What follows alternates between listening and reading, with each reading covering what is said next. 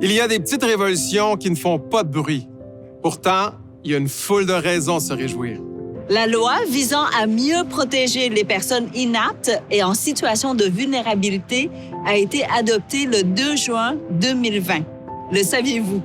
Son entrée en vigueur prévue d'ici juin 2022 fera une différence réelle et positive dans la vie de milliers de Québécois. C'est une loi vraiment inclusive qui répond aux attentes de la population. Elle va permettre aux curateurs publics ainsi qu'à toute la société québécoise de protéger encore mieux ceux qui en ont besoin.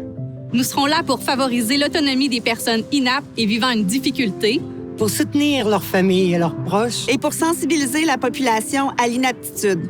Nous continuerons de travailler ensemble avec vous et nos partenaires pour permettre aux personnes inaptes et en situation de vulnérabilité d'exercer un maximum de leurs droits.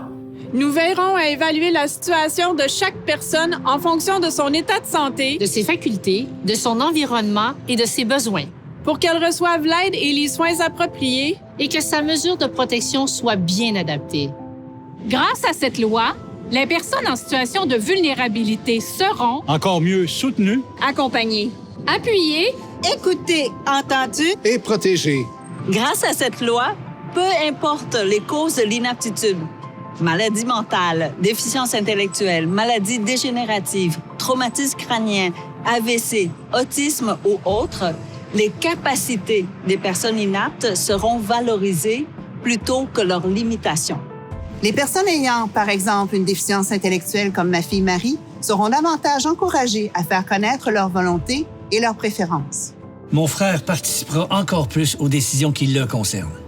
Pas vrai, Jean-Sébastien? Absolument. Et ce n'est pas tout. Les 2 parents d'un enfant majeur inapte pourront devenir tuteurs, comme Sophie et moi, pour Mathis.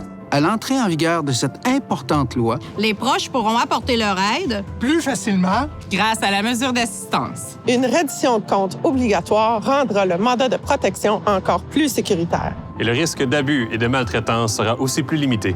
Je suis particulièrement fier d'avoir participé à ce grand progrès pour le Québec.